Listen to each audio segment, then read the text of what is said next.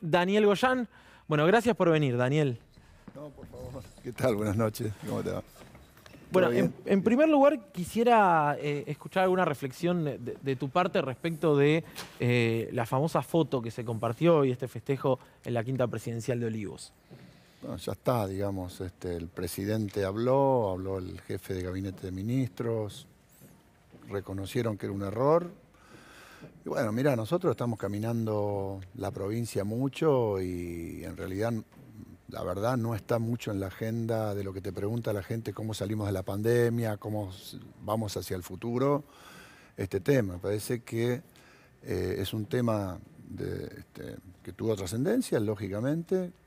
Ya se dieron las explicaciones correspondientes. Me parece que ahora lo que corresponde es que el pueblo vaya analizando en la medida que van sucediendo el tiempo, cuáles de estas medidas, cuáles de estas acciones impactan más en su vida, ¿no? Yo creo que cuando alguien va a votar hace un balance de muchas cosas. Y obviamente los seres humanos, los funcionarios, todos tenemos nuestros más, nuestros menos, nuestros aciertos, nuestros errores. Creo que el voto después y la adhesión es el resultado de una balanza donde para determinados ciudadanos dice, esta persona tiene más que menos o menos que más y allí emite su voto. Y yo creo que en ese sentido el debate tiene que ir hacia otro lado, ¿no es cierto? Yo recién planteaba que qué buena noticia la cifra de hoy. Digo buena noticia en comparación a los números que veníamos manejando, que se entienda, por supuesto, siempre es doloroso. Todos los partes son dolorosos. Pero decía 3.700 casos con 51.000 testeos, da la impresión que la circulación del virus empieza a bajar con mayor notoriedad todavía y que es posible pensar un poco en la pospandemia, o por lo menos Mirá, pensar en una primavera y un verano distinto. tal cual, claramente, hoy baja da un salto hacia abajo muy fuerte, casi un 26% en una sola semana contrastado, pero son 12 semanas de caídas consecutivas, prácticamente un 83% del pico de 12.000 promedio diario. Ese es un dato interesante y claramente, a nuestro entender, está vinculado con, primero, el nivel de vacunación que se va obteniendo. Segundo, el impacto que siguen teniendo las medidas de cuidado que se van tomando para las cepas, por lo menos para las cepas dominantes, hasta ahora, que no es la Delta. Y también tiene que ver con que sobre esto hubo una cantidad de gente que tuvo la enfermedad, de alguna manera desarrolló algún tipo de defensa y de anticuerpos, que encima después con la vacuna se refuerza muchísimo. Quien tuvo la enfermedad y después se vacuna tiene un salto enorme en la producción de anticuerpos neutralizantes y de activación de linfocitos T. Con lo cual me parece que es el resultado de las políticas que se han estado tomando y fundamentalmente, yo creo que hay que destacarlo muchísimo. Hemos detenido la Delta 2 meses. Eso es una cosa importantísima. La Delta podría haber ingresado ya al país y a la Argentina en forma comunitaria hace 2 meses si no se hubiesen tomado las medidas de cuidado, creo que recién lo decía Carla. Tenemos que reconocer porque este es el esfuerzo no solo del gobierno, también de la comunidad y hoy por hoy de la mayor parte de la gente que regresa, que en un 95% está cumpliendo con las medidas de cuidado. Vos decías recién, se te ve recorriendo mucho la provincia de Buenos Aires, charlando con vecinos, vecinas y demás. ¿Dónde crees que está la preocupación de la gente? Que como vos marcabas, y yo lo decía la semana pasada, es indudable que hay una distancia enorme también entre lo que propone muchas veces el establishment, los medios hegemónicos, con la ayuda de la oposición, y lo que realmente pasa cuando uno abre la puerta de su casa y se encuentra con las facturas, con el laburo, con... Digo, ¿por dónde crees que pasan vos las preocupaciones? La preocupación central es en la generación de trabajo para poder recuperar trabajo digno, trabajo que te permita vivir, porque en la Argentina veníamos con una situación de pérdidas de fuentes de trabajo muy fuerte de la gestión anterior, nos agarra la pandemia, perdemos 260.000 fuentes de trabajo, ya se han recuperado 220.000, y fundamentalmente vinculadas al sector industrial, que viene arrancando fuerte. La Unión Industrial Argentina acaba de mencionar una estimación de 9% del crecimiento industrial para el corriente año. Es decir, hay una reactivación industrial, obviamente, partiendo de un punto bajo después del macrismo y después de la pandemia. Pero hay un rebote importante. Ahora, ¿qué se viene y qué es lo que la gente pregunta? ¿Cómo es la pospandemia? ¿Cómo voy a hacer yo para reinsertarme en mi trabajo? ¿Qué va a pasar estas vacaciones? ¿Vamos a tener vacaciones? ¿Vamos a poder salir? ¿Vamos a poder ir normalmente a la escuela? ¿Vamos a poder ir a la ¿Y universidad? qué le respondes? Hasta que sí, no normalmente. Yo quiero explicar algo que dice, es el fin de dice mucha gente, es el fin de la pandemia. No. No es el fin de la pandemia, es el fin de la pandemia tal cual la conocimos. La versión más cruda. Cruda, una pandemia capaz de producir una gran cantidad de hospitalizaciones y, consecuentemente, un gran número de fallecimientos. La vas transformando, ahora sí, si no hay grandes sorpresas nuevamente, la vas transformando en una gripe, por decirlo de alguna manera, es decir, una enfermedad que puede causar casos graves. Como cualquier gripe. Como cualquier gripe, pero que es manejable con la vacuna. Y lo estamos viendo, no es una cuestión de deseo. Hoy recién analizaba, todos los días llegan informes, Estados Unidos, crecimiento muy importante de la internación, de menores de 50, el 95% no vacunados. Gran Bretaña controló la tercera sería para ellos, ola por la Delta, cuando llegó a 48.000. En la de diciembre, enero y febrero había llegado a 68.000, con 1.200 fallecidos por día, y ahora está en 70, 80 de promedio, siendo que de esos 60 o 70, la enorme mayoría no se quiso vacunar. Entonces, tenemos la herramienta y eso nos permite pensar un horizonte de un verano muy interesante. Yo pronostico que va a ser un verano explosivo, porque además la gente, la que pueda, pero que es mucha, va a necesitar salir a deshogarse de este año y medio horrible que ha pasado la humanidad. Ayer venía de la costa en contramano, después de recorrer varios distritos, y la fila que iba hacia la costa era una víbora de farolitos blancos, desde Las Armas, que entramos viniendo de Tandil, hasta llegar a la capital. Es decir, la gente salió estos 3 días, teníamos el Chocogésel también, que convoca... Está arrancando, decís vos. Y hoy salí esta mañana para recorrer zona oeste y Ituzaingó. La cantidad de autos, volvimos a las autopistas donde tenés que andar a 20 por hora porque se traba un poco, un domingo, ¿no? Ahora, ¿eso a dónde está yendo? Era Día del Niño, ¿cierto? Pero está yendo, evidentemente, a consumir restaurante, gastronomía, ya tenemos aforo del 70%. Está arrancando. Ese sector que es rápidamente recuperable en términos de actividad y en términos de trabajo. Ahora, Daniel, vamos ya 3 semanas, si no me equivoco, de campaña, y la verdad es que lo que se ve en la discusión es realmente muy, muy pobre si uno analiza las discusiones, las grandes discusiones que se dan semana a semana. Digo, hoy estamos hablando de si hay que pedir juicio político o no al presidente. La semana pasada era si hubo un escándalo sexual montado o no. La anterior era que la combinación de vacunas es jarra loca y demás. ¿Cómo lo estás viendo vos desde adentro, esa misma discusión que se propone? Me parece que la oposición y los medios hegemónicos, que es lo mismo, ¿no? Son opositores a ultranza, tienen un serio problema para entrar en el debate serio. Un debate serio. Levantemos la vara, ¿no? A ver, ¿qué podrían decir? ¿Qué vamos a hacer con las universidades? ¿Las vamos a seguir manteniendo o no sirven porque los chicos del conurbano no llegan? ¿Qué vamos a hacer con los hospitales? ¿Nos vamos a sentir orgullosos de mantenerlos cerrados o lo vamos a mantener abiertos? ¿Qué vamos a hacer con el impuesto a la ganancia? Bueno, lo hicimos. ¿Qué vamos a hacer con las viviendas? ¿Qué vamos a hacer con la educación? Eso es lo que es el tema principal. Entonces, ¿en qué discurso se asentaría la oposición? ¿Qué diría la oposición? Porque es muy reciente lo que hicieron en el país, hace muy poco tiempo. Entonces, ¿qué diría la oposición cuando vamos a un debate? ¿Qué piensan hacer con las universidades? ¿Qué piensan hacer con la educación? ¿Qué piensan hacer con la salud? ¿Qué piensan hacer con la industrialización? ¿Cuál es su proyecto? ¿Cerremos todo, importemos, como le decían a los industriales, y pusieron el Banco Provincia a timbear con las LELIC, o hoy un Banco Provincia que da 115.000 millones de pesos en créditos para 162.000 millones para levantar la industria? Y vos vas recorriendo Chivilcoy, se vuelven a abrir las fábricas de calzado que se habían cerrado, Paquetá. Por donde recorres, la industria está levantando. ¿Por qué? Porque hay un apoyo fuerte del Estado para eso. Ese es un modelo. ¿El otro modelo qué es? Ahora, ¿cómo se discute eso? Es muy difícil, les resulta muy difícil discutirlo. Entonces, ¿qué hacen? Bueno, embarremos la cancha, tiremos la agenda, la bomba de humo, la agenda del chismerío, la agenda... La verdad, La verdad es que no le sirve eso a la población, a nadie le sirve. Claro.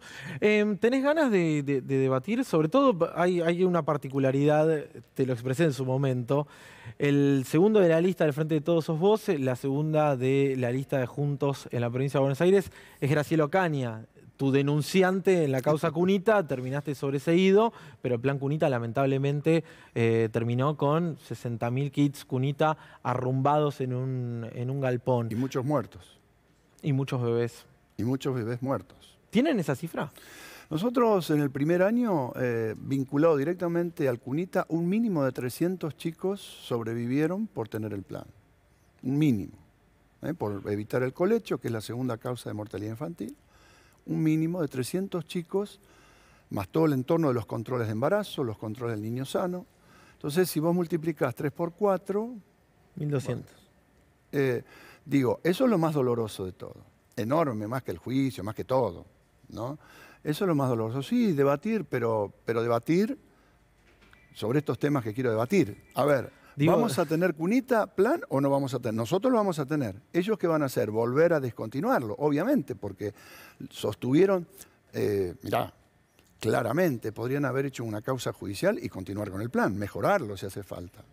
Pero evidentemente había un objetivo de judicializar y perseguir, pero por otro lado, terminar con un plan que era modelo en el mundo.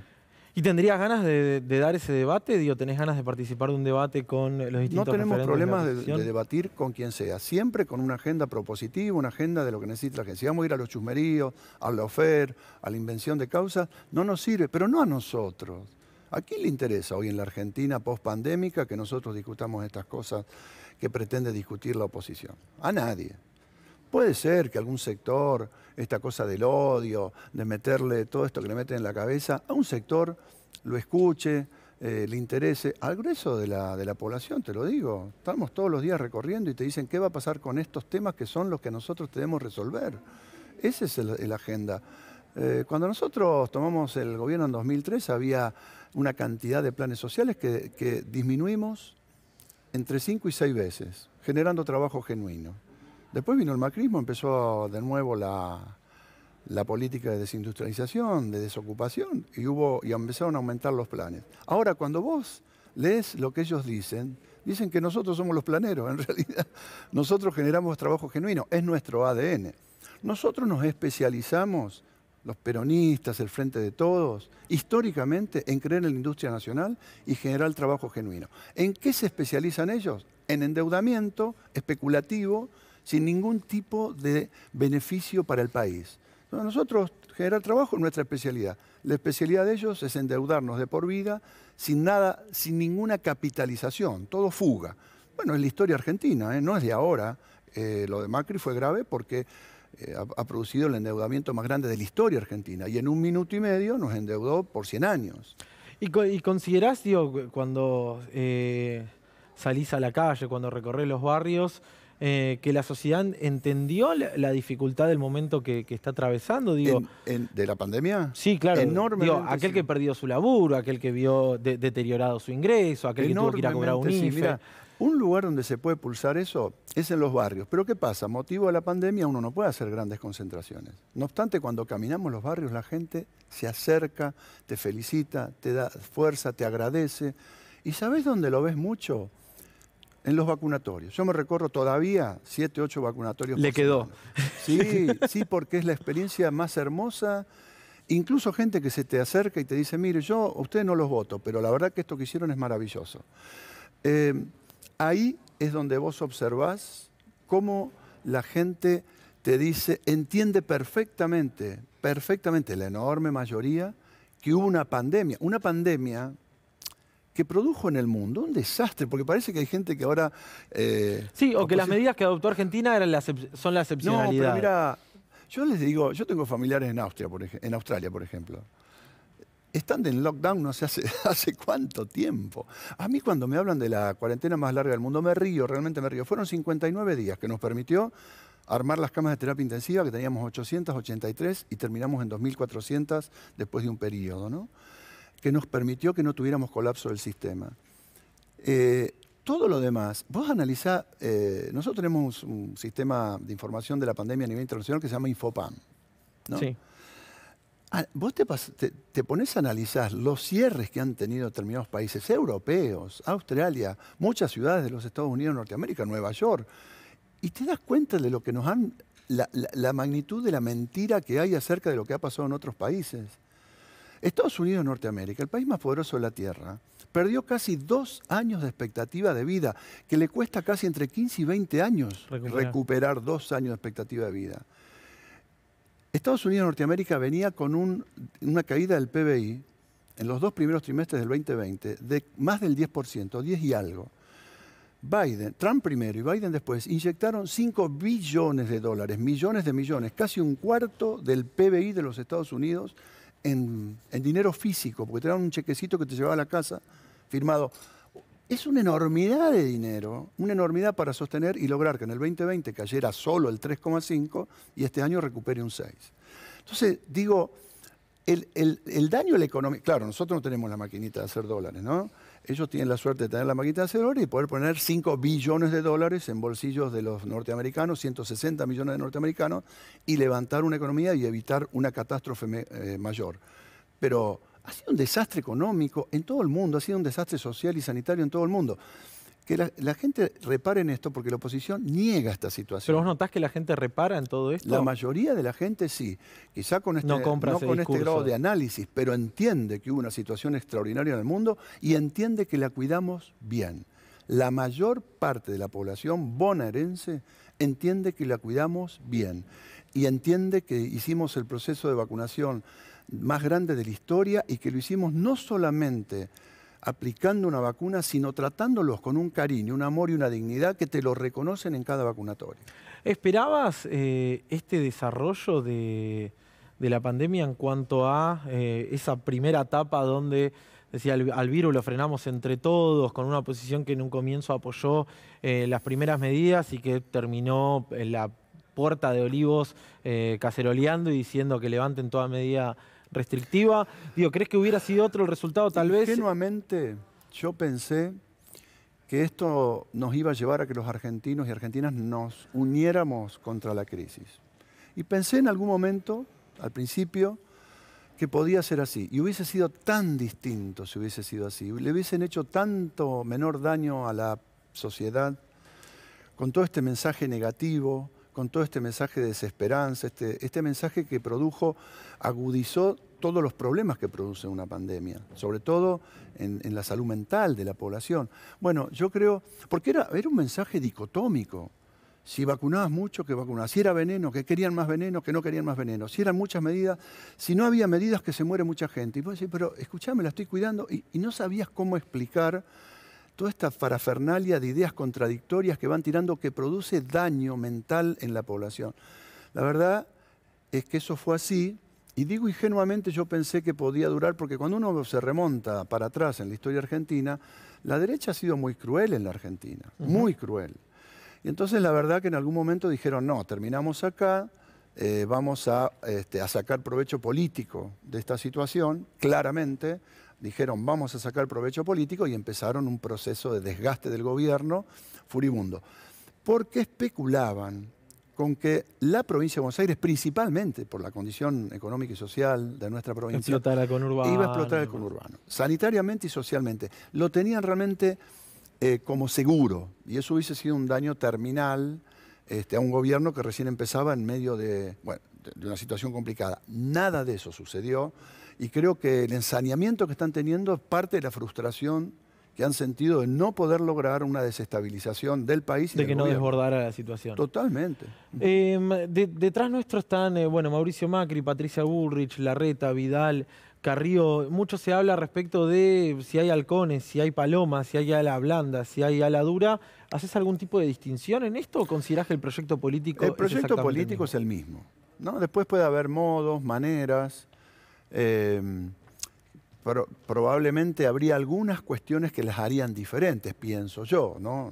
No me consta hoy, pero digo... Mira cómo te mira quizá, y qué sé yo, quizá esa cosa de estar generando un servicio de informaciones de espionaje prácticamente paralelo, paraestatal, Bueno, espiados para y espiar, espiadores claro, en la misma lista, ¿no?